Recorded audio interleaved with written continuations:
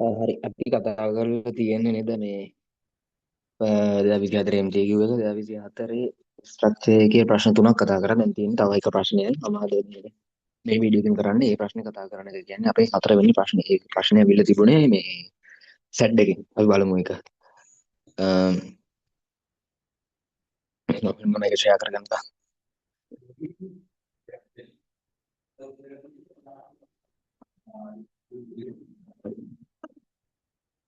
අපි පේපරේ සාකච්ඡා කරලා තියෙන්නේ ඔක්කොම වගේ මේ ප්‍රශ්න ටික නේද? උඩට අපි සාකච්ඡා කරපු ටික මම කියාගෙන යනවා 2024. හරිද? 2024 ගේ අපි සාකච්ඡා කරලා තියෙන්නේ මොකද්ද?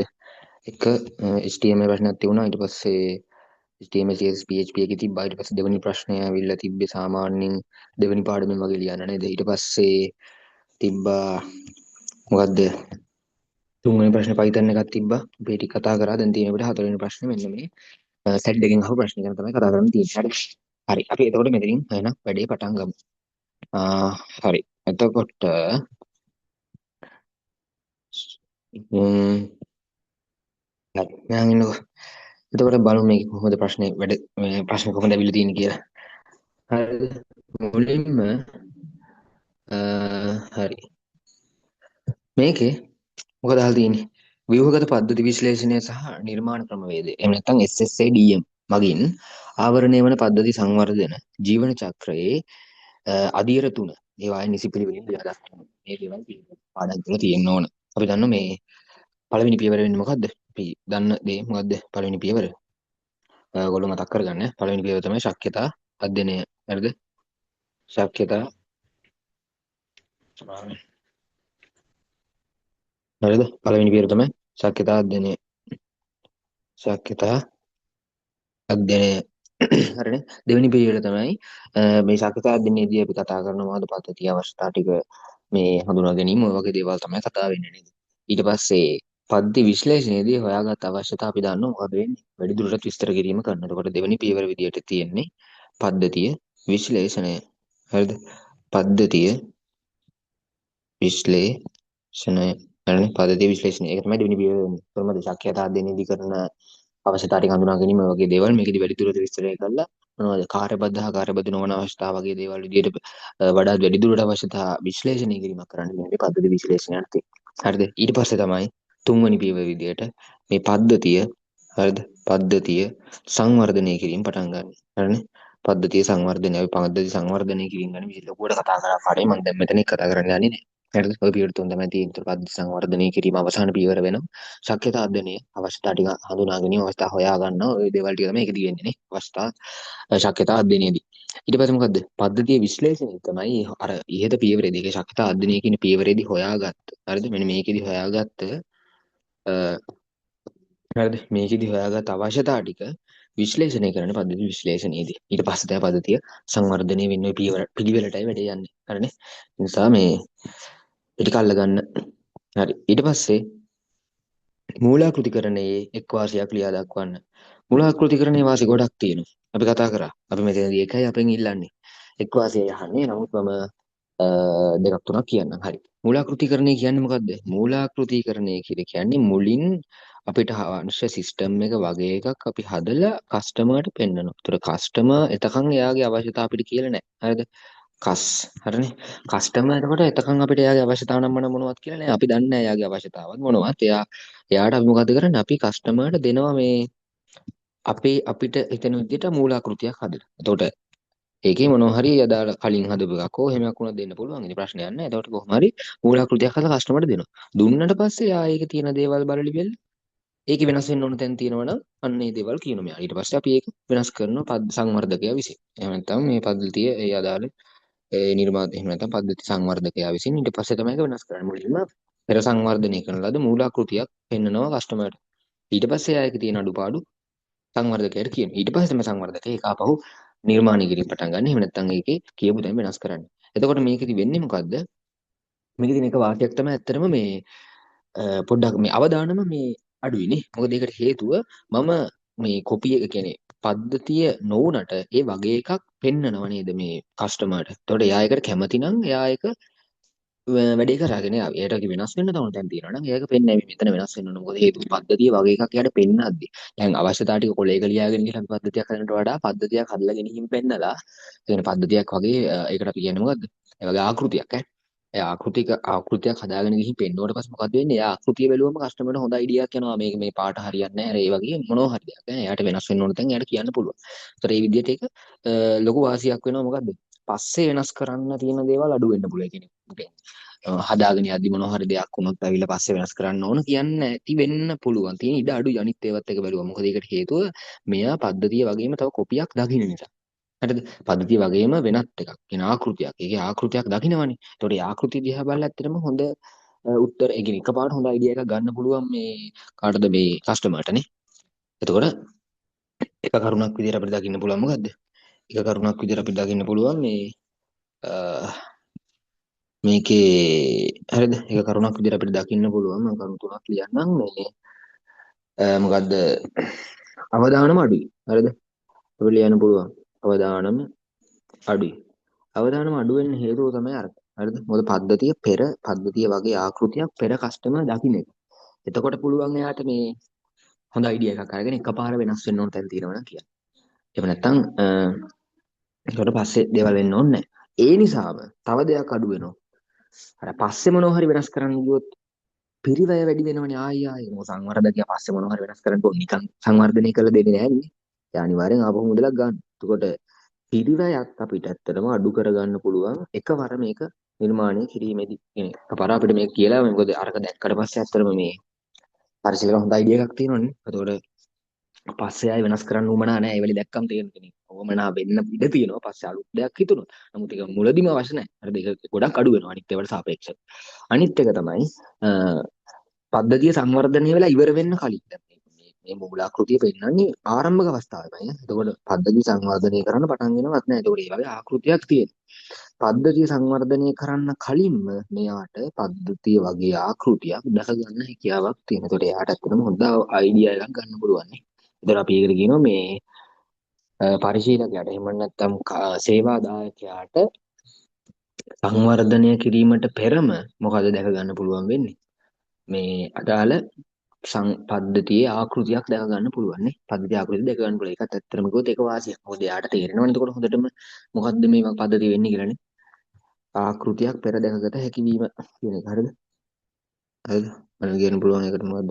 ආකෘතියක් පෙර දැකගත හැකි වීම. හරිද?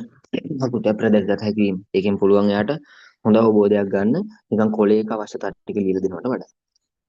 හරි. ඔන්න ඊට පස්සේ තමයි වැදගත්ම ප්‍රශ්නේ මොකද්ද? අපේ සෙඩ් එකේ ප්‍රශ්නේ. හරිනේ. මේ ප්‍රශ්නේ ඇත්තටම ගොඩක් වැදගත්. ඒ ප්‍රශ්නේදී අපි කරන්න ඕන මේ දේවල් ටිකක් තියෙනවා. ඒ තමයි මුලින්ම මේ ඡේද කියවන්න යද්දී මේක කියවපුවම එකපාරටම අතර මෙතන මොකක්ද කියලා තියෙන්නේ DFD නදින කියන්නේ DFD සටහන දිගන එහෙම නැත්නම් දත්ත ගෙලීම් සටහන දත්ත ගෙලීම් සටහන DFD කියනවා data flow diagram නැත්නම් ලේඛන ගෙලීම් සටහන කියන්නේ DFD නේ document flow diagram නේ එතකොට මෙතන දත්ත ගෙලීම් සටහනක් කරනවා දින කියන්නේ අපි දන්නවා දත්ත ගෙලීම් සටහනේ අපි අඳින්න ඕන දේවල් කිහිපයක් තියෙනවා මම ඒක එතෙන්දි කියන්නම් අපි මුලින්ම මේ විස්තරය කියවද වෙන්න ඕන දේවල් ටික මම කියලා දෙන්නම් දැන් මෙතන තියෙන්නේ මොකද අමුත්තන්ගේ බිල් පිළියෙල කරන පද්ධතියක් තියෙනවා. හරිනේ අමුත්තන්ගේ බිල් පිළියෙල කරන පද්ධතියක් හෝටලයකට අවශ්‍යයි. හෝටලයක අමුත්තන්ගේ බිල් පිළියෙල කරන පද්ධතියක් ගැන තමයි මෙතන කතා වෙන්නේ. එතකොට හෝටලේ සේවා අපේක්ෂකයා පහත තොරතුරු පද්ධති විශ්ලේෂණය කරනු ලැබේ. හරිනේ. තොරතුරු පද්ධතිය හදන කෙනා ඉතින් මේ තොරතුරු අපිට බලන්න ඕනේ. කොහොමද වෙන්න ඕන කියලා DFD එක හඳින්න ඕනේ. හරිනේ. මේ විස්තරේ පොඩි විස්තරයක් තියෙන ඇත්තටම තේරෙනවා කියවන්න පහසුයි මොකද ස්ට්‍රක්චර් නිසා. එතකොට මේකෙදි වෙන්න ඕන දේ තමයි මේක හොඳට කියවන අතරේ මේකේ තියෙන දේවල් අපි පොඩ පැන්සලෙන් හෝ විභාගෙ ඉරක් ගහ ගන්න. එතකොට අපිට තේරෙනවා මොකද්ද වෙන්න ඕනේ කියලා. හරිනේ. මම මෙහෙම කියවන් යන්න. මේක තියෙන මොකද? හෝටලේ විවිධ මිල වලට අදාළ මාධ්‍ය කාමරට. හරිද? මේකේ මේ විවිධ මිලාම් ගණන් වලට කාමර තියෙනවලු. හෝටලයේ අවන්හලක් සහ සුවතා මධ්‍යස්ථානයක් ඇත. ඔන්න හෝටලේ තියෙනවා අවන්හලක් තියෙනවලු. තව සුවතා මධ්‍යස්ථානයකුත් තියෙනවා. අමුත්තන්ගේ කාමර එකක් හෝ ඊට වඩා වැඩි ගණනක් හෝ ලබා ගත හැකි. අමුත්තකට කාමර එකක් හෝ කිහිපයක් ලබා ගන්න පුළුවන් කියලා දීලා තියෙනවා.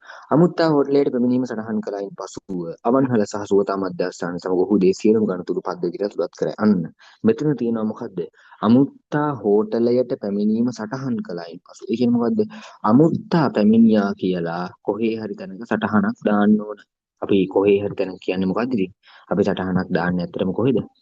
ඩේටාබේස් එකනේ. එහෙම නැත්නම් වගුවකනේ. සටහනක් දාගන්න ඕනේ. ඒකට අපිට මෙතන මේ එක වගුවක් තේරුම් ගන්න පුළුවන්. මොකද්ද? අමුත්තේ කෝටලයට පැමිණියාට පස්සේ ඒ අමුත්ත ආවා කියලා මොකද්ද වෙන්න ඕන?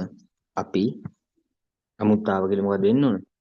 කොහේ හරි සටහන් කර ගන්න ඕනේ. කොහේ හරි කියන්නේ පොත්වල ලියා ගන්න නැහැ සාමාන්‍ය කොහොමද වගුවක ලියා ගන්න ඕනනේ. ඒතර අපිට අන්න එතන එක වගුවක් දැක ගන්න පුළුවන්.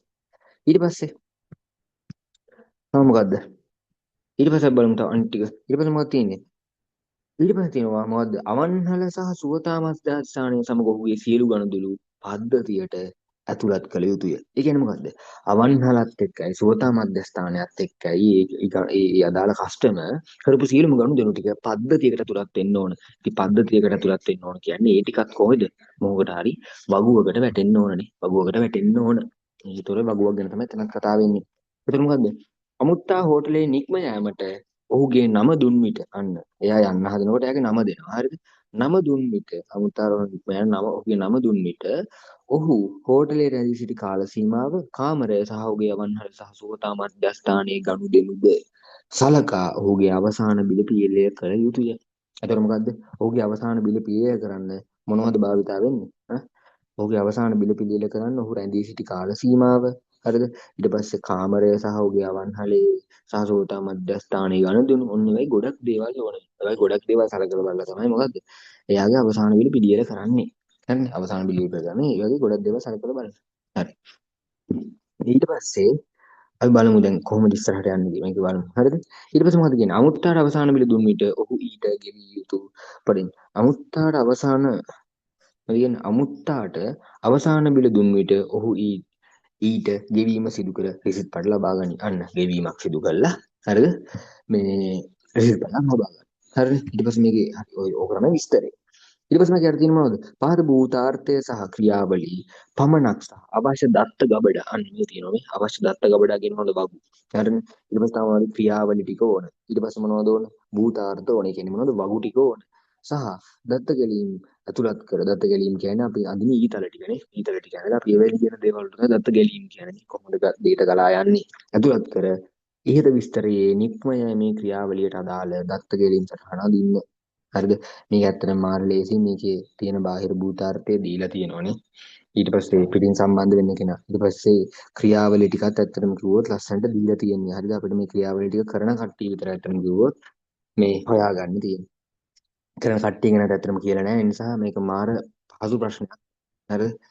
හරි. මෙහාන් ඒ. දැන් මේකේ මුලින් බලමු කොහොමද වැඩේ වෙන්න ඕන කියලා. අපිට තේරෙනවා මොකද්ද මේක තේරෙන්නේ. මේකේ අමුත්තා කියලා කෙනෙක් ඉන්නවා. මෙතන ඉන්නවනේ ඉතින් ඒක. දැන් සන්ට ඒක කතාව තේරෙනවා. මෙතන ඉන්නවා අමුත්තා. ඊට පස්සේ කාමරය සඳහා වියදම් සාදන්න ඊට පස්සේ අවසාන බිල සාදන්න ඊට පස්සේ අමුත්තාගේ ගෙවීම පිළිගන්න මෙන්න මේකට අපි දන්නවා ඇතුළේ ඇත්තටම ක්‍රියාවලි තුනක් තියෙනවා. ඒතර ඔය ක්‍රියාවලි තුන අපි දන්නවා ක්‍රියාවලියක් අඳින විදිහ අඳින ක්‍රියාවලියක් අඳින මෙන්න මේ විදිහට නේ ක්‍රියාවලිය අපි මෙතන ලියන්න ඕනේ. ඒතර ඔය විදිහට අපි මොකද්ද වෙන්නේ? තුනක් තියෙනවා. ඊට පස්සේ මොකද්ද වෙන්නේ? අමුත්තයි අයත් එක්ක සම්බන්ධ වෙලා අදාළ වැඩ ටික කරගෙන යනවා. හරිද? ඇත්තටම කිව්වොත් මේකේ මේ විස්තරය කියවන්න ඕනෙත් නැහැ. ඉතින් මෙන්න මේ ටික නම් අදින්න. මොකද අමුත්තයි මෙන්න මේ තුන අදින්න නම් ඇත්තටම විස්තර ඕනෙත් නැහැ. මොකද ක්‍රියාවලිය ටික දීලා තියෙන නිසා. ක්‍රියාවලි තුනක් තියෙන නිසා මට ඇත්තටම කිව්වොත් ප්‍රධාන කොටු කීයක් ඕන වෙනවද? හරිද? ප්‍රධාන කොටු තුනක් ඕන වෙනවා. හරි නේද? ප්‍රධාන කොටු තුනක් ඕන වෙනවා. හරි. මේ මොඩේට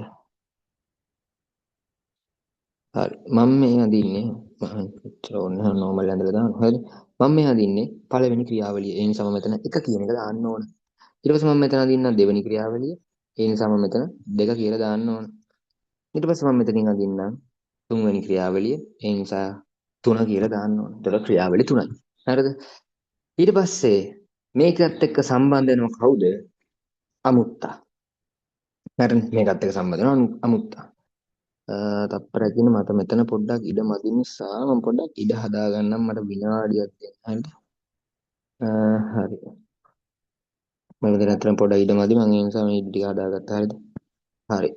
මෙහන් ඊට පස්සේ හරි. ඊට පස්සේ මේක ඉන්නව කවුද? අමුත්තා ඉන්නවනේ. හරි. අමුත්තා ඉන්නවා. අයි බාහිර භූතාට සංගින්න මෙන්න මේ හැඩේ. හරිද? ඒක දන්න. කවුද ඉන්නේ? අමුත්තා ඉන්නවා. මම අමුත්ත ගන්නම් මෙතන. හරිද? මේ ඉන්නේ අමුත්තා. හරිද? අමුත්තා ඉන්නවා. ඊට පස්සේ කවුද? ඊට පස්සේ තව තියෙනවා මෙන්න මේ තුන. මේ තුන නේ. හරි. ඔය තුන ඇත්තටම ඔය ක්‍රියාවලි තුනක් නේ. ඉතින් ක්‍රියාවලි තුනක් මෙන්න මේ හැඩයට නිර්මාණය කරගන්න ඕන. ක්‍රියාවලිය අපි අඳින්නේ මෙන්න මේ හැඩයට. හරිනේ. එක මතක තියාගෙන අපි කොටුවක් ඇතුලේ ඒ අදාළ ක්‍රියාවලිය අංකය මේ විදිහට දාන්න ඕන. හරිනේ. ක්‍රියාවලිය කරන පුද්ගලයා මෙතන ලියන්න ඕන. මේ ක්‍රියාවලිය කරන පුද්ගලයා ගැන විස්තරයක් නැති නිසා අපි ක්‍රියාවලිය කරන පුද්ගලයා ගැන කිසිදු සටහනක් මේකේ දාන්න අවශ්‍ය නැත. අපිට පුළුවන් ක්‍රියාවලිය විතරක් මෙතන ලියන්න. ඒකට හේතුව තමයි ක්‍රියාවලිය කරන කෙනා තමයි අපි මෙතන ලියන්නේ. නමුත් ක්‍රියාවලිය කරන කෙනෙක් ගැන මේක ඇත්තටම නෑ දීලා විස්තර. ඒ නිසා අපිට ඕන හිතලා ලියන්න පුළුවන් කිසි ප්‍රශ්නයක් නෑ. නමුත් ඒකේ ලකුණු අපිට ලැබෙන්නේ නැහැ. මොකද ලකුණු වෙන් කරලා තියෙන්නේ මෙන්න මේ කොටස් තුනට විතරයි මේ රූප සටහන. එතකොට මෙතන අපි ක්‍රියාවලිය තුන ලිව්වා නම් හොඳටම ප්‍රමාණවත්. හරිනේ. එතකොට කාමරයේ වියදම් සාදන්න කියන එක මම පළවෙනියට ගන්නවා. හරිද? එතකොට මොකද වෙන්නේ? මොකද තියෙන්නේ? කාමර සඳහා වියදම් සාදන්න. හරිද? හරි. දෙවෙනි එක අවසාන බිල සාදන්න. ඊට පස්සේ අනිත් එක මොකද්ද? අමුත්තාගේ ගෙවීම් පිළිගැනීම. ඔය තුන තමයි මේ ක්‍රියාවලිය තුන. මට ඒ ටික ලියන්න පුළුවන් මොකද්ද? කාමර සඳහා වියදම සෑදීම. හරිද? මෙතන මොකද්ද තෝරන්නේ? කාමර සඳහා වියදම සෑදීම. හරිද? ඊට පස්සේ අනිත් එක අවසාන බිල සෑදීම. මම දෙවෙනි එක විදිහට ඒක ගන්න ඉතින් ප්‍රශ්නයක් නැහැ. එහෙනම් දෙවෙනි අතන දීලා තියෙන නිසා මම දෙක ගත්තා. හරිද? අවසාන බිල සෑදීම. අනිත් එක මොකද්ද? අමුත්තාගේ ගෙවීම් පිළිගැනීම. නේ? අනිත් ක්‍රියාවලිය තමයි අමුත්තාගේ ගෙවීම්. හරිද? අමුත්තාගේ ගෙවීම් පිළිගැනීම. හරිනේ. ඕක තමයි ක්‍රියාවලිය. ක්‍රියාවලිය තුනේ තියෙන අපිට එහෙම ගන්න වෙනවා. හරි. ඊට පස්සේ මෙතන කිව්වා වගු කීපයක් ගැන. දැන් අපි බලමු මේ වගු මොනවද කියලා. හරිනේ. මේකේ තිබුණ මුලින්ම මෙන්න මෙතන මේ බලන්නකෝ. මෙතන තිබුණා අමුත්තා හෝටලයට පැමිණීම සටහන් කරාට පස්සේ. ඒ කියන්නේ මොකද අමුත්තා හෝටලයට පැමිණියා කියලා සටහනක් දාගන්න ඕන කොහේ හරි. හරිද? ඒකට තමයි මේ අවශ්‍ය දත්ත ගබඩා තියෙන්නේ. ඒක දත්ත ගබඩාවක්. හරිනේ? දත්ත ගබඩාවක් තියෙන්න ඕන මොකද්ද? අමුත්තන්ගේ දත්ත ගබඩාවක්. ඒ කියන්නේ අමුත්තන්ගේ විස්තර තියෙන දත්ත ගබඩාවක් තියෙන්න ඕනේ. අමුත්ත ආවද නැද්ද? මේ දේවල් ගැන. මොකද ඒක ගබඩාවක් නැතුව ඒක වැඩේ කරගෙන යන්න බෑ. ඒ නිසා මේකේ මට දැක ගන්න පුළුවන් පළවෙනිම ගබඩාව. හරිද? පළවෙනිම ගබඩාව විදිහට මම ගන්නෙ අමුත්තන්ගේ ගබඩාව. හරිනේ. ඊට පස්සේ මේක කියලා නෑනේ මේවා මේ අත්තුරු ක්‍රමයට යන්න කියලානේ. අත්තුරු ක්‍රමයට යනවා කියලා තිබ්බනම් අපි දත්ත ගබඩාවක ඉස්සරහා මෙතන මැනුවල් කියන එක ගමන් එම් දාන්න ඕන. දැන් මේක අපිට පුළුවන් මෙතන D දාන්න. ඒකට හේතුව මැනුවල් කියලා නැති නිසා. හරිද? ඒ නිසා මම මෙතන පාවිච්චි කරන්නම් D අකුර. මොකද හේතුව මේක මැනුවල් කියලා නැති නිසා. හරිද? මැනුවල් කියලා තිබ්බනම් අපි එම් දාන්න ඕනේ. ඒක අනිවාර්යයි. දැන් මැනුවල් කියලා ඇත්තටම කියලා නැති නිසා මට පුළුවන් D අකුර දාන්න. හරිද? D අකුර දාන්න පුළුවන්. එතකොට මේක මම ගන්න පළවෙනි දත්ත ගබඩාව නිසා D1 කියලා දාන්න ඕන. ඒක අමතක කරන්න එපා.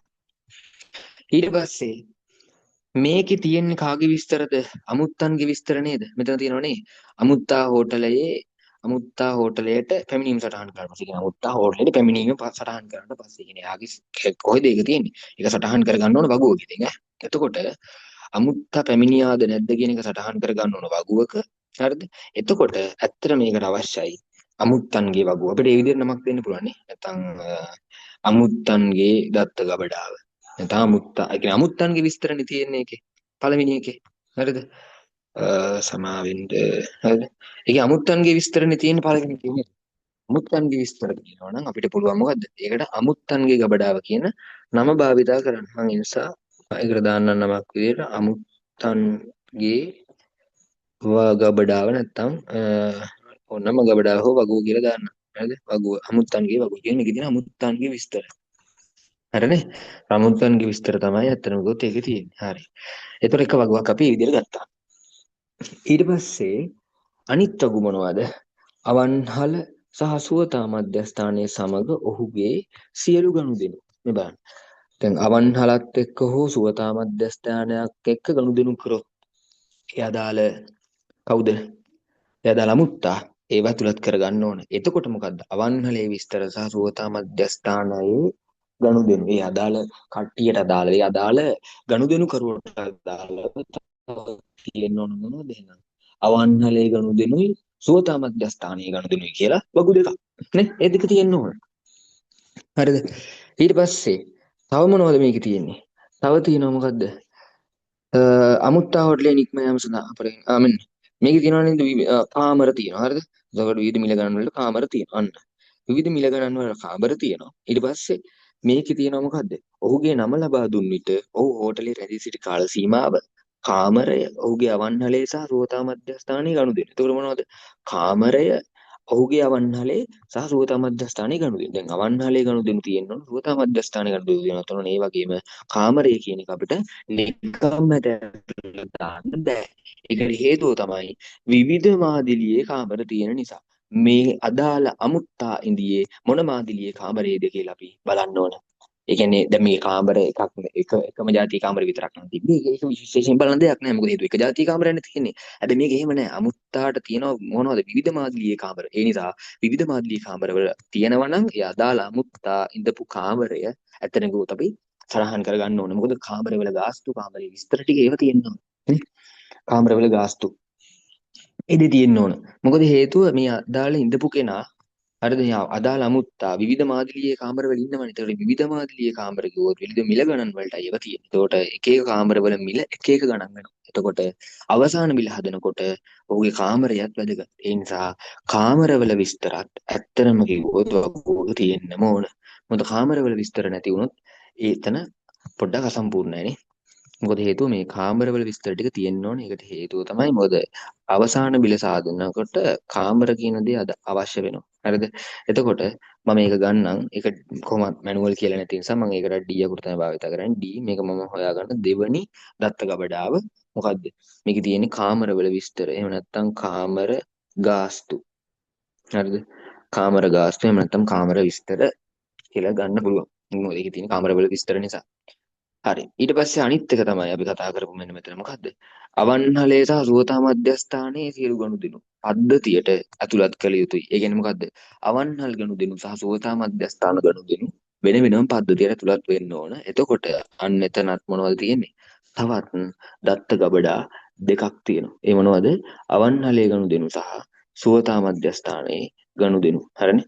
අවන්හලේ ගනුදෙනු සහ සුවතා මධ්‍යස්ථානයේ ගනුදෙනු කියලා තියෙන්න ඕන. තවත් දත්ත ගබඩා දෙකක්. ඒකට හේතුව තමයි මේ දේවල් ගබඩා කරගෙන ඉඳලා තමයි මෙතන දෙන්නේ. හරිද? හරිද? ගබඩා කරගෙන ඉඳලා තමයි දෙන්නේ. ඒ නිසා මොකද අවන්හලේ ගනුදෙනු සහ සුවතා මධ්‍යස්ථානයේ ගනුදෙනු කියලා තවත් දත්ත ගබඩා දෙකක් තියෙන්න ඕන. හරිනේ? එතකොට මම ඒවටත් මැනුවල් කියලා නැති නිසා මම D ගන්නවා. මේක D3 ඊට පස්සේ ඊළඟ D4 කියලා මම දාගන්නම්. එතකොට මට දෙන්න පුළුවන් මේවට නම් එකකට මොකද්ද? අවන්හල් ගනුදෙනු. හරිද? එකක් දෙන්න පුළුවන් අවන්හල් ගනුදෙනු අනිත් එක දෙන්න පුළුවන් මොනවද? සුවතා මධ්‍යස්ථාන ගනුදෙනු කියලා. ඒතර ඒ දෙකනේ තියෙන්නේ. මම මේක දෙන්නම් අවන්හල් ගනුදෙනු. හරිද? මොනවද? අවන්හල් ගනුදෙනු. හරිද? අවන්හල් ගනුදෙනු වගුව. තව ලියන්න ඕන. වගුව. හරිනේ? අනිත් එක තමයි මොනවද? සුවතා මධ්‍යස්ථාන ගනුදෙනු. මේක වගුව කියන වචනේ අනිවාර්ය නෑ. හරිද? සුවතා මධ්‍යස්ථාන ගනුදෙනු. හරිනේ?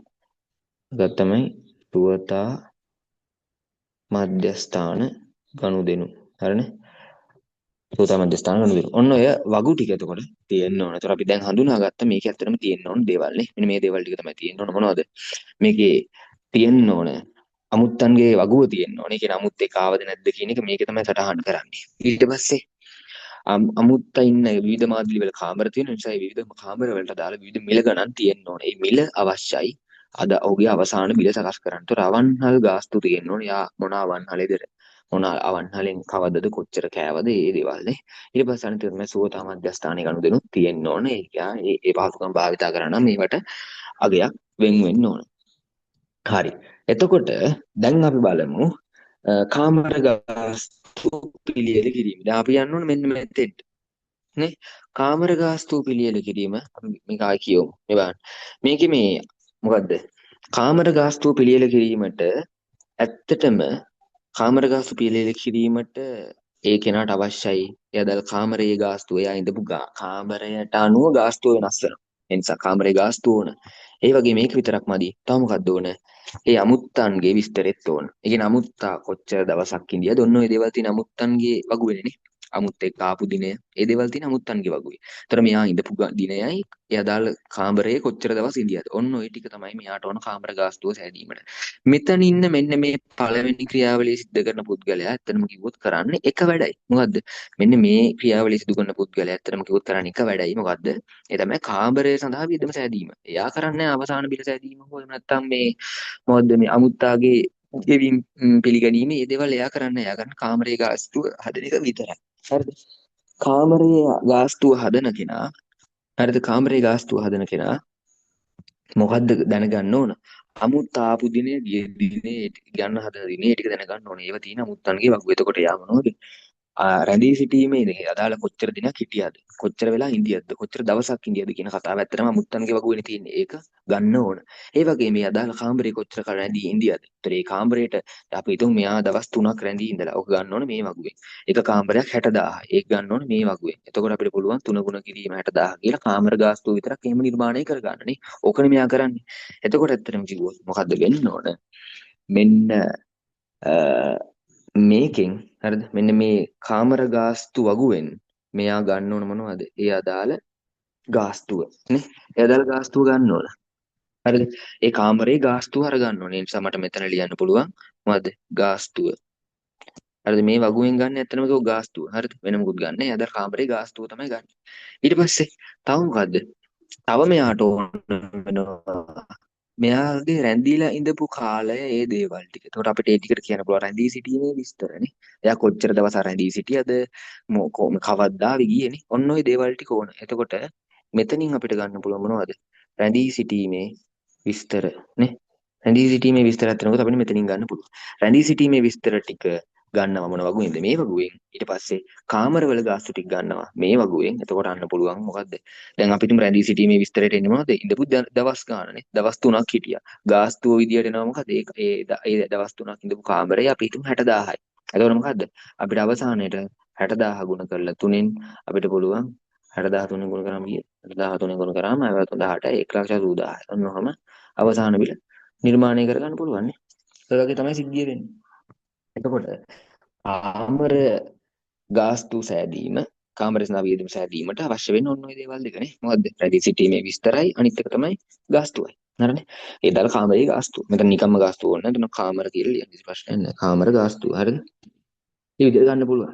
ඊට පස්සේ අවසාන බිල සාදන්න මොනවද ඕන වෙන්නේ අත්‍තරම කිව්වොත්. මෙතන තියෙනවානේ හෝටලේ මෙතන තියෙන ඔහුගේ නම ලබා දුන්න විට හරිද? ඔහු නම තමයි ලබා දෙන්නේ. හරිද? අන්න අනිත් දේ තමයි මෙතන අමතක වුණා. අමුත්තා හෝටලෙන් නික්ම යෑමට ඔහුගේ නම දුන්නු විට අන්න ඔහු නම පද්ධතියට දෙනවා. ඊට පස්සේ ඔහු හෝටලේ රැඳී සිටි කාල සීමාව කාමරය ඔහුගේ අවන්හලේ සහ සෝතා මධ්‍යස්ථානයේ ගනුදෙනුද සලකා ඔහුගේ අවසාන බිලි පිළියෙල කරනවා. හරිද? මොකද්ද වෙන්නේ?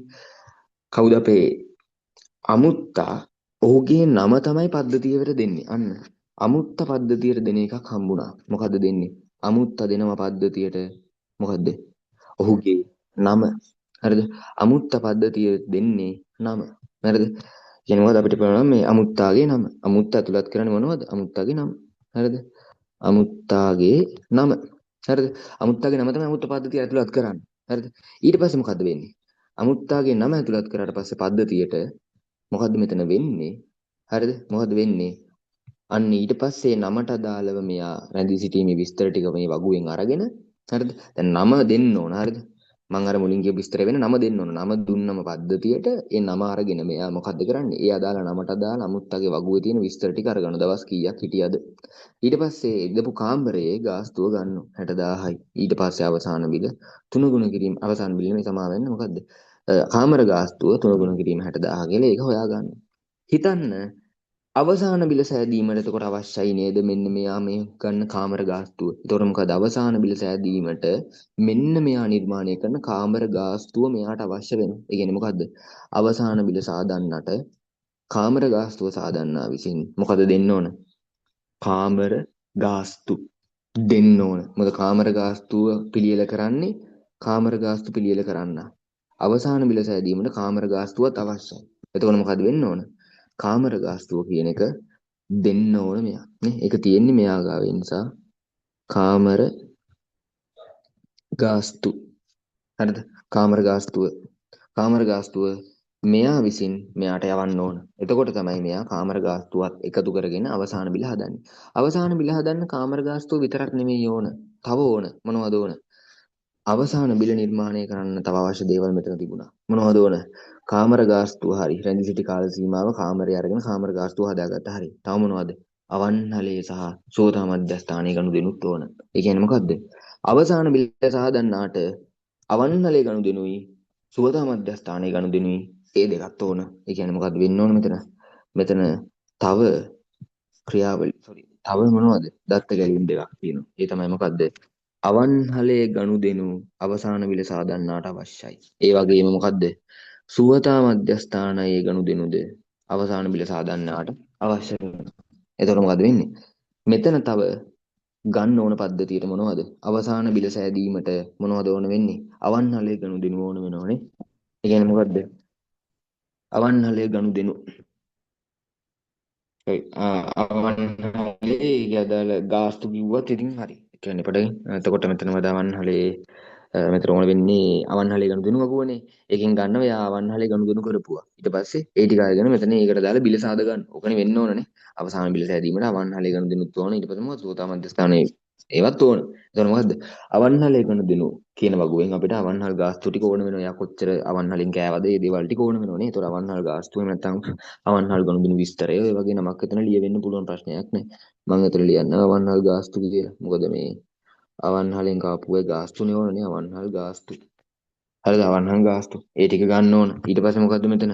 සුවතා මධ්‍යස්ථානේනොත් අවසාන බිල සාදන්නාට දෙන්න ඕන මොනවද? අර ගන්න ඕන මොනවද? සුවතා මධ්‍යස්ථාන ගාස්තු ටික. මේ අදාළ කෙනා අදාළ අමුත්ත නම දුන්නට පස්සේ යා භාවිතා කරපු දේවල්. හරිද? සුවතා මධ්‍යස්ථාන ගාස්තු. සුවතා මධ්‍යස්ථාන ගාස්තු කියලාම ලියන්න. හරිද? සුවතා මධ්‍යස්ථාන ගාස්තු. ඒක ඕන වෙනවා අවසාන බිල සාදන්නටනේ. අවසාන බිල සාදන්න ඒ ටික ඕන වෙනවා. ඊට පස්සේ මොකද්ද වෙන්නේ? දැන් මෙයාට පුළුවන් ඇත්තටම ගොත අවසාන බිල සාදාන්නනේ. අවශ්‍ය දේවල් සේරම තියෙනවනේ. ඉඳපු දිනවක වානුත් එක්ක අරගෙන එයා දාලා කාමර ගාස්තුව තියෙනවා. අවන්හලේ ගනුදෙනු ටික තියෙනවා. සෝතා මධ්‍යස්ථාන ගනුදෙනුත් තියෙනවා. අවශ්‍ය දේවල් සියල්ල තියෙනවා. මෙතනින් ආවා කාමර ගාස්තුව. ඒතකොට වැඩේ අවුලක් නැහැ. මොකද්ද වෙන්නේ එතකොට?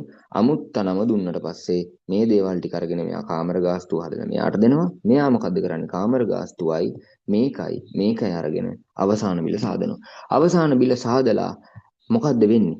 අමුත්තාට අවසාන බිල දුන්නට අන්න අමුත්තාට අවසාන බිල දෙනවලු. ඉතින් අමුත්තර මොකද්ද? එතකොට මෙතනින් අවසාන බිල සාදන්නේ මෙයා. එයා අමුත්තර මොනවද දෙන්නේ? අවසාන බිල. එතකොට මෙතනින් එතන ගැලීමක් තියෙනවා. මොකද්ද? මෙතනින් මෙතෙන්ට තියෙනවා මොකද්ද? අවසාන බිල. අවසාන බිල දෙන්නේ යාට. ඒ කියලා තියෙනවානේ ලස්සනට කියලා තියෙන අවසාන බිල. කරමද? අවසාන බිල කියන එක මෙතෙන්ට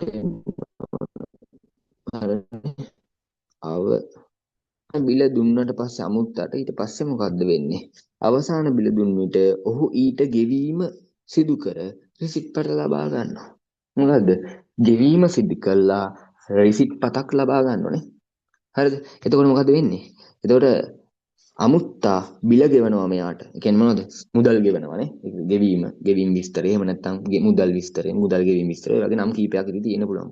අපිට එතන දෙන්න පුළුවන්. ගෙවීම අපි දන්නේ නැහැ හරියටම කොහොමද ඒක ගෙවන ක්‍රමයක්. ඉතින් අපිට ඒක ගෙවීම විස්තරය කියලා කිව්වනම් හරි කෑෂ් ද කාඩ් ඕන එකක් නේ. ඊට පස්සේ මොකද්ද? මෙතනින් මෙතෙන්ට එන්න ඕන මොකද්ද? රිසිට් පත නේ. එහෙම නැත්නම් අදුපත. කැමති නමක්. දෙකම අවුලක් නෑ. එතන මොකද්ද තියෙන්න ඕන? මෙතන තව අපිට ගැලීම් දෙයක් හම්බුණා. මොකද්ද? එකක් තමයි දැන් අවසාන බිල දුන්නට පස්සේ අමුත්ත මොකද්ද කරන්න ඕන? අවසාන බිල මෙයාට පෙන්වන්න ඕන. එහෙම නැත්නම් ඒ කවුද කියලා හිතම හොයාගන්න බෑනේ නේ. අවසාන බිල පෙන්නලා තමයි එයා මොකද්ද? මුදල් ගෙවීම කරන්න ඕන. එකම මුදල් දෙන්න බෑනේ. හරිද? මෙතන මොකද්ද දෙන්න ඕන? අවසාන බිල මෙයාට පෙන්නලා මට වැරදුනා. අවසාන බිල පෙන්වන්න ඕන. මට විකාර. අවසාන බිල නෙමෙයි ඈ. මෙතන මොකක්ද තියෙන්න ඕන?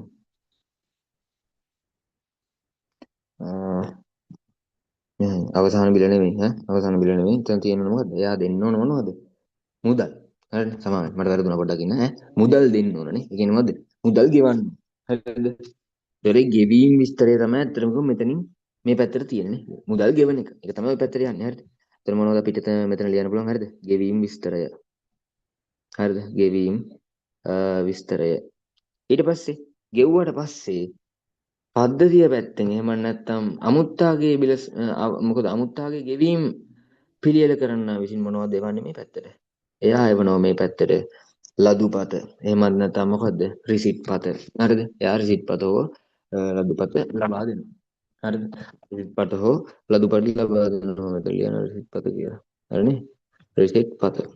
හරිද? රිසිට් පත එවනවා. හරිද? ඒතකොට මේ විදිහට තමයි වැඩේ වෙන්නේ. මොකද වෙන්නේ? ගෙවීම් කරාට පස්සේ රිසිට් පත ලැබෙනවා. මෙතන ගෙවීම, මුදල් ගෙවීම, නැත්නම් මුදල් ගෙවීම් විස්තරය, මුදල් විස්තරය ඒ වගේ නම් කීපයක් තියෙන්න පුළුවන් ඈ. මෙතන රිසිට් පත, ලදුපත ඕන එකක් ප්‍රශ්නයක් නැහැ. හැබැයි පොඩි තව අවුලක් තියෙනවා. ඒ අවුල තමයි මෙයා ගෙවීම් විස්තරය මෙහෙට දුන්නම කවුද මේ මොන විස්තරයද මේ කාගේ ගෙවීමද කියලා මෙයා හඳුනාගන්නේ කොහොමද? ඇත්තටම කිව්වොත් වෙන්න ඕන දේ මොකද? අවසාන බිල සෑදුවට පස්සේ මෙයා අවසාන බිල මෙයාට දීලා අවසාන බිලේ කොපියක් මෙයාටත් දීලා තියන්න ඕන. එහෙම නැත්නම් මෝ බොරු ගාණක් ගෙවුවොත් නේ. ඇත්තටම ගෙවන ගාණ දැනගන්න නම් මොකද වෙන්න ඕන? අවසාන බිල මෙයාට දීලා තියෙන්න ඕන. ඒ කියන්නේ මොකද්ද? මෙතන අන්න ඒ දේ තියෙන්න ඕන. හරිද? මේක පොඩි අවුලක් තියෙනවා. ඒක කියලා නැති ප්‍රශ්නේ. ඒ කියලා තිබුණ නැති ප්‍රශ්නේ වුණාට මේ ඒක තියෙන්න ඕන. ඒක කියලා නම් තිබුණ නැහැ. නමුත් ඒක තියෙන්න ඕන. ඒකට හේතුව තමයි අපි හිතන්න ඕන විදිය තමයි මෙන්න මෙතනින් ගෙවීම සිද්ධ කරන්නම් මෙයා ගෙවීම දැනගෙන ඉන්න ඕනනේ. ඒ අදාළ අවසාන බිල සාදන්න ගෙවීම් පිළිගන්න කෙනාට ඒ බිල දීලා තියෙන්න ඕන. එහෙම වුණොත් තමයි මෙයා ගෙවන මිල හරිද කියලා මෙයාට බලා ගන්න පුළුවන් වෙන්නේ. එතකොට මොකද වෙන්න ඕන? මෙතනින් මේ පැත්තටත් දත්ත ගැලීමක් තියෙනවා. මොකක්ද ඒ ගැලීම? එයා යවන්න ඕන මොනවද? අවසාන බිල. හරිද? අවසාන බිල යවලා තියෙන්න ඕන කාටද? මෙන්න මේ අමුත්තාගේ ගෙවීම් පිළිගන්න කෙනාට. හරිද? අවසාන බිල. අවසාන බිල. හරිද? අවසාන බිල යට යවලා තිබ්බොත් තමයි පුළුවන් වෙන්නේ මොකද්ද? මෙයාට හරි විදියට මොකද්ද? අමුත්තාගේ මේ ගෙවීම පිළිගන්න පුළුවන් වෙන්නේ මෙයා දීලා තිබ්බොත් පමණයි. නැත්තම් මෙයා දෙන මුදල එක හරියට දැනගන්න විදියක් නැහැ. මෙයා හරි මුදලක් මෙයාට දෙනවද කියන එක දැනගන්න මෙයා ළඟ ඒ බිල තියෙන්න ඕන. ඒක තමයි ක්‍රමවේදය. මෙතරම් මේ පොඩි ප්‍රශ්න ඉතින් නෑ මෙච්චර වෙලා යන්නේ නැහැ. මම වෙලාවක් අරගෙන සාකච්ඡා කරේ මේක පොඩ්ඩක් මේ වැඩිපුර තේරෙන්න ඕන නිසා. හරිනේ? එතකොට මේ ප්‍රශ්න තියෙනවා නම් මගෙන් අහන්න කිසි ප්‍රශ්නයක් නැහැ. බලන ඕන ළමෙක් මේ මට කතා කරලා අහන්න පුළුවන් ඈ. හරිද? එතකොට මොනවා හරි ගැටලුවක් තියෙනවා නම් මොනවා හරි ප්‍රශ්නයක් තියෙනවා නම් අහන්න. හරිද? හරි. එතකොට හරි. එතකොට මේ අපි යමු ඊළඟ ප්‍රශ්නයට. ඊළඟ ප්‍රශ්නේ මොකක්ද තියෙන්නේ? මෙන්න මේකේ තියෙනවා මෙන්න මෙහෙම සිද්ධියක් මොකද්ද? අවසාන බිල සාදන විට අමුත්තා හරි අවසාන බිල සාදන විට අමුත්තා ගෙවිය යුතු මුල මුදල 10%ක සේවා බද්දක් එකතු කෙරේ. අවසාන බිල සාදන්න සඳහා ක්‍රියාවලි විස්තරය ලියා දක්වන්න. අන්න අවසාන බිල සාදන්න ක්‍රියා විස්තරය ලියන්නලු. මොනවද? කාමර ගාස්තුව ලබා ගන්න ඕන. තව මොනවද ගන්න ඕන? අවන්හලේ ගාස්තුව එයාට ඕන. තව මොනවද? සුවතා මධ්‍යස්ථානයේ ගාස්තුත් එයාට ඕන. ඒ ටික අරගෙන තමයි අවසාන බිල සෑදීම මෙයා කරන්නේ. ඒතර අවසාන බිල සාදන්න කලින් මොනවද එයා ගන්න ඕන? කාමර ගාස්තුව ගන්න ඕන. ඊට පස්සේ අවන්හල් ගාස්තුව ගන්න ඕන. සුවතා මධ්‍යස්ථාන ගාස්තුව ගන්න ඕන. ඊට පස්සේ තමයි මේ තුන එකට එකතු කරලා මොනවද? එයාට ඊට පස්සේ තමයි තුන එකට එකතු කරලා අවසාන මිල සාද ගන්න පුළුවන් වෙන්නේ. ඒතර මොකද්ද? මෙයා මොනවද ඇත්තටම මේ ක්‍රියාවලි විස්තරය ලියා දක්වන්න පුළුවන් මොකද්ද? එයා ඇත්තටම මොනවද වෙන්න ඕන? එයා ලබා ගන්න ඕන මොනවද? කාමර ගාස්තුව නේ? කාමර ගාස්තුව මෙතන අපි ඕනනම් මෙහෙමයි අපිට මේක ඇත්තටම කිව්වොත් මේ පොඩි අර නිකන් කෝඩ් ටිකක් විදියට ඉංග්‍රීසි වලින් ලියලා දාන්න පුළුවන්. ඒක ඇත්තටම ලේසියි. හරිද? එහෙම නැත්නම් අපිට පුළුවන් මේක සිංහලෙන් ලියලා දාන්න. ඕගොල්ලන්ට තේරෙන්න ඕන නිසා මම මේක මේ සිංහලෙන් ලියනද ඉංග්‍රීසියෙන් ලියනද කල්පනා කරේ මේක ලේසි අතරම මේ ඉංග්‍රීසියෙන් ලියන්න කිව්වොත් මොකද මේක ඇවිල්ලා මේ ෆ්ලෝ chart එකක් වගේනේ. මොකද ක්‍රියාවලි විස්තර ටිකක් ලියන්න තියෙන්නේ. කරන්න ඕන වැඩ ටිකක් නේ අවසාන බිල හදනකොට කරන්න ඕන දේවල් ටික. පළවෙනියටම කරන්න ඕන දේ තමයි මොකද්ද? කාමරවල ගාස්තු ලබා ගන්න. අපි මේකේ තියෙන පිළිවෙලට ලියමු. මුලින්ම මොකද වෙන්නේ? කාමර ගාස්තු ලබා ගැනීම. හරිද? එතකොට අපිට ඒක පළවෙනි එක විදිහට දකින්න පුළුවන්. ඊට පස්සේ දෙවෙනි එක විදිහට ඒ කාමර ගාස්තුවට එකතු වෙන්න ඕන මොකද්ද? එයාගේ අවන්හලේ ගාස්තු ටික කාමර ගාස්තුවට අවන්හල් ගාස්තු එකතු වෙන්න ඕන. ඊට පස්සේ ඒ කාමර ගාස්තු වලට අවන්හල් ගාස්තු වලටයි ඊට පස්සේ එකතු වෙන්න ඕනේ මොකද්ද? සුවතා මධ්‍යස්ථාන ගාස්තු. මුලින්ම මේක අරගත්තා. ඊට පස්සේ මේක. ඊට පස්සේ මේක. ඔය පිළිවෙලනේ තියෙන්නේ. මෙතන තියෙන පිළිවෙලම ඒකයි ඒ පිළිවෙලට ගත්තේ. මොකද මුලින්ම වෙන්නේ මේ වැඩේනේ. මම මේ තියෙන නිසා මම පිළිවෙලට ගත්තා. හරිද? එහෙම නැත්නම් පිළිවෙලේ වෙනසක් තිබ්බ කියලා ප්‍රශ්නයක් නෑ කොහොම හරි ඈ. ඔන්න ඔය විදිහට වැඩේ කරන්න පුළුවන්. හරිද? එතකොට මොකද්ද වෙන්න ඕන? ඔය තුන මුලින්ම අර ගන්න ඕන අවසාන පිළ හදන්න. මේ මම කියන්නේ මෙතන තියෙන්නේ. හැබැයි මෙතන තව කතාවක් කියලා තියෙනවා. 110ක සේවාබද්ධ උත් ගන්න. අපි ඒක අන්තිමට හිතමු. 110ක සේවාබද්ධ ගන්න ටෝටල් බිල් එකටනේ. කියන අවසාන බිලටනේ. අවසාන බිල සාදගෙන ඉන්න ඕනේ මේ වැඩේට. ඒ නිසා අවසාන බිල මුලින්ම අපි සාදගෙන ඉමු. හරිද? අවසාන බිල අපිට සාදන බිල මුලින්ම මොකක්ද කරන්න ඕන? අත්‍තරම ක්‍රියාවලිය විස්තර ලියන්න පුළුවන්. මොකද්ද? මේකේ තියෙන පුළුවන් මේ කාමර ගාස්තු ලබා ගැනීම. හරිද? පළවෙනි එක තමයි අතේක කාමර ගාස්තු ලබා ගැනීම. හරිද? ඕක මම විචල්යකට දාගන්නම් රූම් කොස්ට් කියලා. නැත්තම් මට මේක එපා වෙනවා මේ එකතු කරන්න ගියාම රූම් කොස්ට් කියලා විචල්යකට ඔක දාගත්තා. හරිද? ඊට පස්සේ තව මොකද්ද ගන්න ඕන? ඊළඟට ගන්න ඕන අවන්හල් ගාස්තු. හරිද? අවන්හල් ගාස්තු ලබා ගන්න ඕන. අවන්හල් ගාස්තු ලබා ගැනීම. මම ඕක ගන්නම් රෙස්ටුරන්ට් හරිද? කොස්ට් කියලා.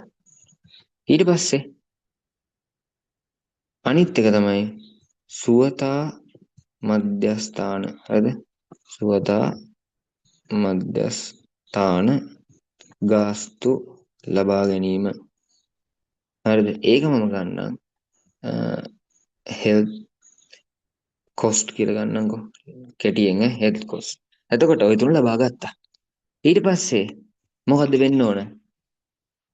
මම මේකේ ගන්නම් ටෝටල් කියලා එකක්. ටෝටල් කියන විචල්‍යයට මම එකතු කර ගන්නම්. හරිද? මම ටෝටල් කියලා විචල්‍යයක් අරගෙන මම ටෝටල් එකට දාගන්නම් මෙන්න මෙහෙම. හරිද?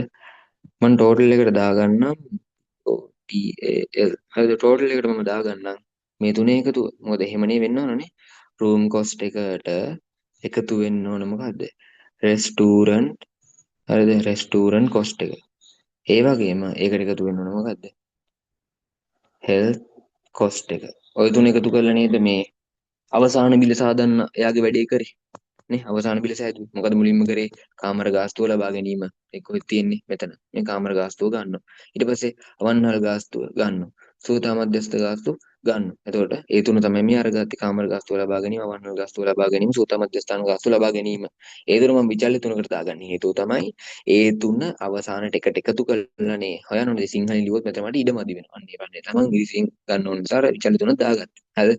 ඔයගොල්ලෝ නම් මෙතන XYZ කියලා දාගෙන උනත් මෙතන X දාන Y දාන Z කියලා ගන්න කිසි ප්‍රශ්නයක් නැහැ ඉතින්. ඊට පස්සේ අවසාන බිල්ල හරිද? ෆයිනල් බිල් එකට වෙන්න ඕන දේ මොකද්ද? තව 110ක් එකතු වෙන්න ඕන. මේ ටෝටල් එකෙනුත් 110ක් එකතු වෙනවා. අපි එහෙමනේ අපි රෙස්ටුරන්ට් එකකට කන්න ගියත් ওই 110 කතාව තියෙනවනේ. අපි සාමාන්‍ය රෙස්ටුරන්ට් එකකට කන්න ගියත් මොකද වෙන්නේ? ඒගොල්ලෝ සර්විස් චාර්ජ් එකක් විදිහට තව අපේ බිල් එකෙන් 110ක් ගන්නවා. ඒ කියන්නේ මොකද්ද? අපි 1000ක රයිස් එකක් කෑවොත් මොනවා හරි කෑවොත් එයාලා එකෙන් 110ක් ඩිස්කවුන්ට් මේ මොනවද 110ක් තව ඇඩ් කරනවා. ඒතකොට 110ක් කියන්නේ කීයද? රුපියල් 100ක්. ඒ කියන්නේ මොකද්ද? අපේ 10 රයිස් එකට යාලා අන්න 110 වන රුපියල් 100ක් ඇඩ් කරනවා. ඒතකොට අපි අවසාන බිල විදියට 1100ක් ගෙවන්න ඕන. එහෙමයි වෙන්නේ. එතකොට මොකද වෙන්නේ? අපේ ෆයිනල් බිල් එක හරිද? අපේ ෆයිනල් බිල් එක හරිද? ෆයිනල් බිල් එක වෙන්නේ මොකද්ද? මේ ටෝටල් එක විතරක් නෙමෙයි. ටෝටල් එකට එකතු වෙන්න ඕන මොකද්ද? ටෝටල් එකෙන් 110ක්. 110 කියන එක අපිට ඕන නම් ලියන්න පුළුවන් දශමයක කියලාත් නේ. නැත්නම් 10 බෙදීම 100 කියලා ලියන්නත් පුළුවන්. කැමති විදිහකට ලියා ගන්න. ඒක ප්‍රශ්නයක් නැහැ. මෙන්න මේක. මේ මොකද්ද? මේ තමයි අර එකතු වෙන හැමතැන 110. ඒක එකතු වෙන්න ඕන අපේ බිලට. රයිස් එක 1000 නම් 1000න් 100 දැන් මෙතන රයිස් එක 1000යි කියලා හිතන්නකො. ඒතකොට ටෝටල් එක 1000යි කියලා ආවා. 1000න් 100ට එකක් කියලා කියන්නේ රුපියල් 100ක්. එතකොට අවසාන බිල විදිහට ෆයිනල් බිල්ට 1100ක් වටන මම අර කියපු 1000ට අනුව. හරිනේ? රයිස් එකක් 1000 නම් ෆයිනල් බිල් එක 1100ක් වෙනවා. ඒතකොට මොකද අවසාන බිල සාදන්න මෙන්න මේ වැඩේ ටික තමයි කරන්න ඕන. එතකොට අපිට ඔන්න ඔය විදිහට ඒක ලියලා තියන්න පුළුවන්. හරි. ඊට පස්සේ මෙතන තියෙනවා තව සිද්ධියක්. මොකද්ද බලමු. මෙතන තියෙනවා හරි. මෙතන තියෙනවද? හොඳ පරිශීලක අතුරු මුහුණතක්. හරිද? හොඳ පරිශීලක අතුරු මුහුණතක් පරිශීලකයට පද්ධතිය තේරුම් ගැනීම සහ පහසු කරයි. දැන් පරිශීලක අතුරු මුහුණතක් කියන්නේ මොකද්ද? අපි කතා කරා පරිශීලක අතුරු මුහුණත් කියලා જાතියක් තිබුණා. තාම මොනවද තිබුණේ? Command line interface. එහෙම නැත්නම් විධාන පේලි අතුරු මුහුණත කියලා එකක් තිබුණා. ওই දෙකනේ තිබ්බ අතුරු මුහුණත් දෙක. එතකොට අපි කිව්වනේ චිත්‍රක පරිශීලක අතුරු මුහුණත කාටද? පරිශීලකයාට මිත්‍රශීලී බව වැඩි කියලානේ. පරිශීලකයා ආසයි පාවිච්චි කරන්න. මොකද අයිකන් නම් තියෙනවනේ නේ. ඒ ආස වෙන්න හේතුව මොකද්ද? ලේසි නිසා. ඇත්තටම කිව්වොත් අපිට මේක මාරම විදියට භාවිතා කිරීමේ පහසුවක් තියෙනවා. දැන් කමාන්ඩ් ලයින් ඉන්ටර්ෆේස් එක නම් භාවිතා කිරීම පහසුයිද? නැහැ. ඒකට හේතුව මොකද්ද? කමාන්ඩ් ලයින් ඉන්ටර්ෆේස් එකේ විධාන ප්‍රේරකයක් මත යතුරු ලියනය කරන්න ඕන. යතුරු ලියනය කරොත් තමයි ටයිප් කරලා කෝඩ් ලියලා තමයි අපිට ප්‍රතිදාන ගන්න පුළුවන්. හැබැයි චිත්‍රක පරිශීලක අතුරු මුහුණත එහෙම නැහැ. අයිකන් අනම්මනම් තියෙනවනේ රූප මගින්. ඒතකොට අපිට ඒ අදාළ දේවල් ක්ලික් කළා අපිට පුළුවන් ප්‍රතිදාන අරගන්න. එතකොට මේක ඇත්තටම මාර ලේසි වැඩක්. හරිනේ. ඒ නිසා අපි මේ පද්ධතියක් තේරුම් ගැනීම සහ ඇත්තටම පහසු කරන්නේ මොකද්ද? භාවිතා කිරීම. හරිද? අපිට මෙතන ලියන්න පුළුවන් මොකද්ද? භාවිතා. හරිද? අපිට මෙතන ලියවෙන්න පුළුවන් භාවිතා භාවිතා කිරීම.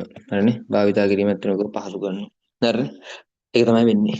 ඊට පස්සේ නියම ස්ථාපනයක් යනු ව්‍යාපෘතියක අදහස වළංගුතාවය ඔප්පු කරන පරිමාණයේ ක්‍රියාවලිය නැංවීමකි. මේ මොකක්ද? නියම ස්ථාපනයක් කියන්නේ. නියම ස්ථාපනයක් කියන්නේ මොකද්ද? ඇත්තටම කිව්වොත් නියම ස්ථාපනයක් කියන්නේ එකපාර මුළු පද්ධතියම ගෙනත් දාන්න නැතුව කොටසින් කොටසින් නැත්නම් කුඩා පරිමාණයෙන් පද්ධතිය මොනවද? ස්ථාපනය කිරීම. එතකොට මෙතන එන්න ඕන මොකද? කුඩා පරිමාණයේ ක්‍රියාවට නැංවීමක්. එකපාරම නෑ ඍජු එක වගේ නෑ එකපාර බොක් ගාලා තියෙන එක අයින් කරලා ගෙනත් දාන්නේ නෑ.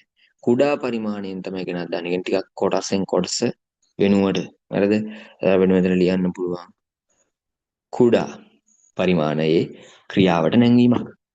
පොඩි දේවල් තියෙන්නේ මේ සැඩ් එකේ ප්‍රශ්නේ එහෙම ලොකුවට හිතන්න එපා. හරිද? මේ ලොකුවට හිතුවොත් ඇත්තටම උත්තර ලියා ගන්න බැරි වෙනවා. මේ පේනවනේ භාවිතා කිරීම කුඩා පොඩි දේවල් මේ භාවිතා කිරීම මේක නම් සැඩ් එකේ නෙමෙයි. හරිද? මේක ඇවිල්ලා මොකද්ද? ඕවර්ස් පාඩමේ. ඒ වුණාට මේ පොඩි දේවල් නේ මේ වගේ ප්‍රශ්න ඇත්තට ලොකුවට හිතුවොත් වැඩේ කරගන්න අමාරු වෙනවා. හරි. අනිත් එක මොකද්ද? මෙන්න මෙතන තියෙනවා සාප්පු කළමනාකරන තොග පාලන පද්ධතියක් අවශ්‍යයි. තොග පාලනය පද්ධතියක් අවශ්‍යයි. ඒ සඳහා එයාට විකල්ප තුනක් තියෙනවා. මොකක්ද තියෙන විකල්ප තුන? ඔහුට A හා B නම් ලෙස තොග පාලන පෙරනිමි පැකේජ දෙකක් දෙකෙන් එකක් තෝරා මිලට ගත හැකියි. ආගෙන මොකද පෙරනිමි පැකේජ්. පෙරනිමි පැකේජ් කියන්නේ මොනවද?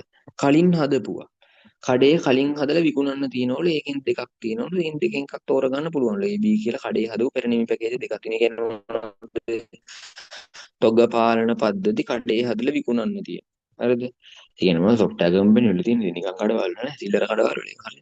අද software company එකෙන් අපිට මොකද තොග පාලන පද්ධති හදපු ඕන නම් මිලදී ගන්න පුළුවන්. A කියලා B කියලා දෙකක් තියෙනවලු ඒ දෙක දැනට හදපු දෙකක්ලු තියෙන්නේ. ඕනනම් ඒන් දෙකෙන් එකක් මට ගන්න පුළුවන්. හරිද? තව මොකද්ද? එහෙම නැත්තම් ඌට Tamanගේම තව ගන්න පද්ධතියක් C ලෙස නම් කර සංවර්ධනය කරගත හැකියි. ඒ කියන්නේ මොකද්ද? දැනට තියෙනවා A කියලා එකකුයි B කියලා එකකුයි. හරිද? මේ දෙකෙන් කැමති නම් එකක් තෝරගන්න පුළුවන්. එහෙමත් නැත්තම් C කියලා අලුත්ම එකක් හදන්නත් පුළුවන්ලු. ඒතර ඕක තමයි කියන විස්තරය. හරිනේ? මේක තමයි කියන විස්තරය. එතකොට අපි බලමු මොකද්ද හොඳ කියලා. ඔක නැපෙන් අහන්න. මොකද්ද හොඳ? හරිද? මොකද්ද හොඳ බලමු. මොකද හොඳ කියලා නේ මම හිතන්නේ අහන්නේ. මොකද අහන්න ප්‍රශ්න වෙලුත් නෑ. ABC නම් අතුරෙන් එකක් තෝරා ගැනීම කල්පනාකර භාවිත කරන ක්‍රමයක් දෙනවා. අන්න එකක් තෝරගන්න ඕනලු. මේ තුනේ හොඳ මේක අහලා නැහැ. එනේ යාට එකක් තෝරගන්න අවශ්‍යයි. ඉතින් මොනවද කියලා අහනවා. හරිද? හිතන්න මෙන්න මෙහෙම. තව දෙයක් මේකේ කියලා තියෙනවා. ඒ විශේෂ කරුණ අනිවාර්යයෙන්ම ඕනේ. ඒ දේ තමයි මෙන්න මේක. කලමනාට අවස්ථානයේ පද්ධතිය වැදගත් විශේෂාංග F නම් සමන්විත වීම අවශ්‍ය වේ. ඒ කියන්නේ මොකද්ද? මෙන්න මෙයාට F1 සහ F2 ලෙස නම් කරන ලද විශේෂාංග දෙක අනිවාර්යයෙන්ම තියෙනවා. හිතන්න මේ පෙරනිමි පැකේජ් දෙක. පෙරනිමි පැකේජ් දෙක කියන්නේ මොනවද? පෙරනිමි පැකේජ් කියන කඩේ හදලා විකුණන්න තියෙන එක. කියන්නේ දැනට ඒවා හදලා ඉවරයි. ඒවා ඕනනම් ඒවත් මොනවද? තොග පාලන පද්ධති තමයි, ස්ටොක් කන්ට්‍රෝල් සිස්ටම් තමයි. නමුත් ඒ වුණාට ඒවා කලින් හදපුවා. හැබැයි මේ විශේෂාංග දෙක මේ වගේ තියද නැද්ද කියලා දන්නේ නැත. සමහරට තියෙන්න පුළුවන් නැති වෙන්න පුළුවන්. හැබැයි අලුත්ම එකක් හැදුවොත් වෙන්නේ මොකද්ද?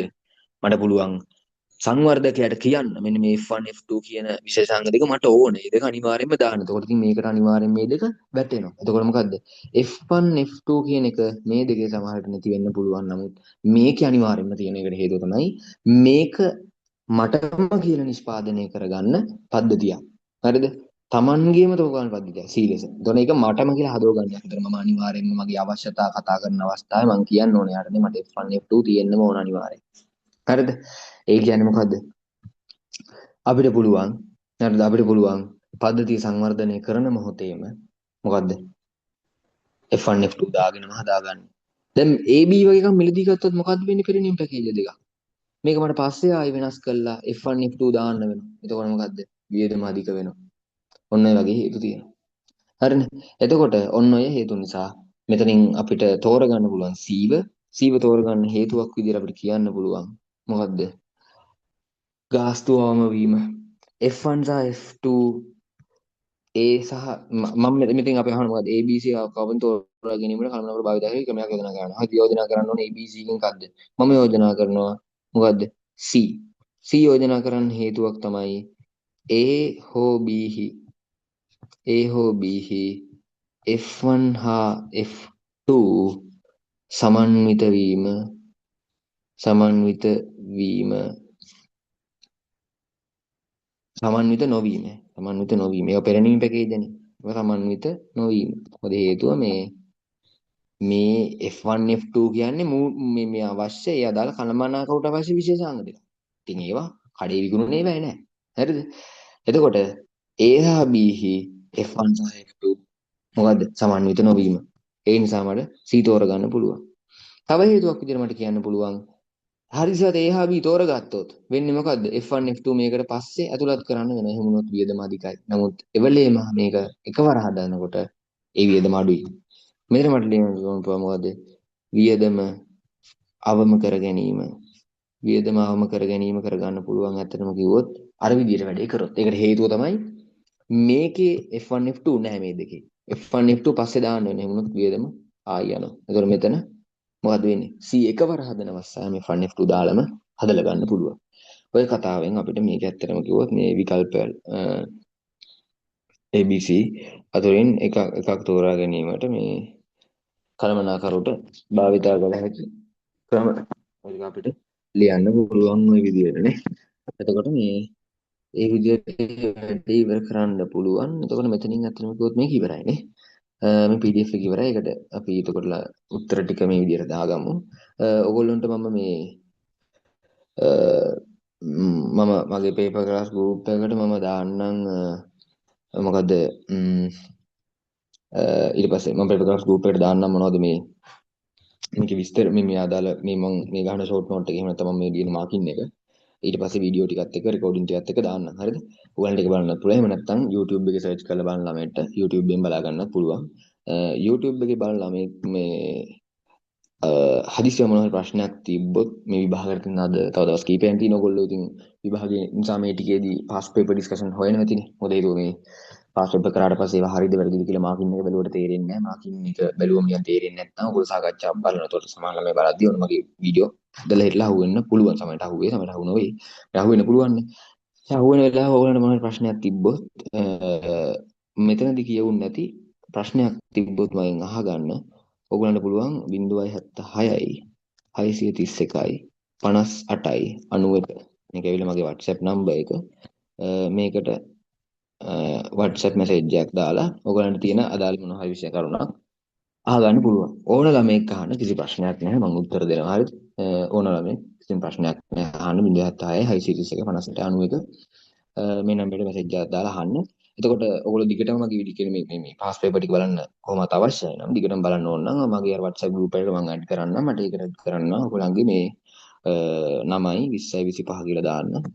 එතකොට දැනට මගේ පන්තින ළමයි ටික විතරයි ඒක ඉන්නේ. එතකොට 20යි 25 ආයෙ වගේ නමත් එක්ක මට message එකක් දාන WhatsApp එකට මම paper class group එකට add කරන්න. ඒකෙන් සල්ලි ගන්න හැම මොකුත් නෙවෙයි නිකන් හරිද? free totally free මොකුත් නැහැ. හරිද? නිකන් කරන්නේ. හරිනේ? මේ ඔයගොල්ලෝ ඇවිල්ලා මේ අන්තිම දවස් ටිකේ මම 2016 වෙනකන් එක දිගට දාන්න ඉන්නේ. මම කොහොම හරි 26 වෙනිදාට කලින් මගේ බලාපොරොත්තු තියෙන්නේ ඔක්කොම පාස්වර්ඩ් ටික දානවා. මට දැන් දාන්න පුළුවන්. මේ ඒක ප්‍රශ්නයක් වෙන්නේ නැහැ. මම දානවා. හරිද? 26 වෙනිදා උදේ වෙන්න කලින්. ඒතකොට ඕගොල්ලන්ට පුළුවන් 26 වෙනිදා දවල් දවසේ මොනවත් නැහැ නේ කොහොමද මොනවත් වෙන විෂයක් නැහැ. 26 වෙනිදාට ඕගොල්ලන්ට හොඳට මොනවද පුළුවන්. 27 ICT MCQ එකට රෙඩි වෙන අතරේ ඕගොල්ලන්ට පුළුවන් ICT MCQ සාකච්ඡා බලාගන්න MCQ කරද්දී ඕගොල්ලන්ට තේරෙන්නේ නැති තැන් ඕන තරම් තියෙනවනේ නේ.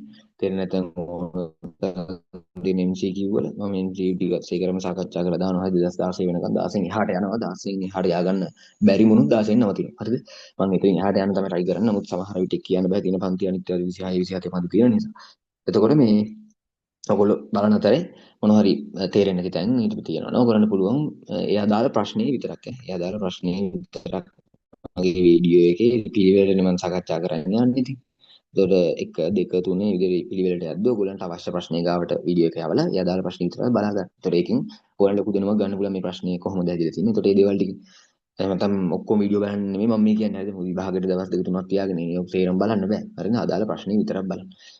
මගේ පන්ති නොවන ළමයෙක් මේ වීඩියෝ එකක් බැලුවොත් මම කියන්නේ ළමයාට පුළුවන් මට මැසේජ් එකක් දාන්න මොනවා හරි ප්‍රශ්න තියෙනවා නම් අහන්න. අර WhatsApp group එකට add වෙන්න ඕන කෙනෙක් ඉන්නවනේ.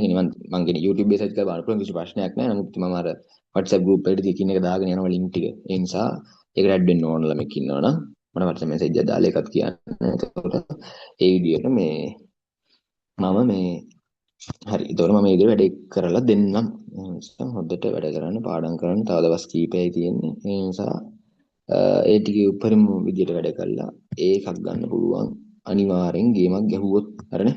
එහෙනම් අපි ඊළඟ වීඩියෝ එකෙන් හම්බ වෙමු. මම ඊළඟ ගෙදර කරන්නේ 2023 MCQ එක. හරිද? අපි 2023 MCQ එකෙන් හම්බ වෙමු. මේ එතකන් එහෙනම් සුබර. හරිද? සුබ වේවා. එච්චරයි ඈ. රාත්‍රියක් කියන්නේ. ඔයගොල්ලෝ මේක බලන වෙලාව වෙනස් වෙන්න පුළුවන් නේ. හරි. එහෙනම් අපි මෙතනින් අදට වැඩේ නවත්තමු.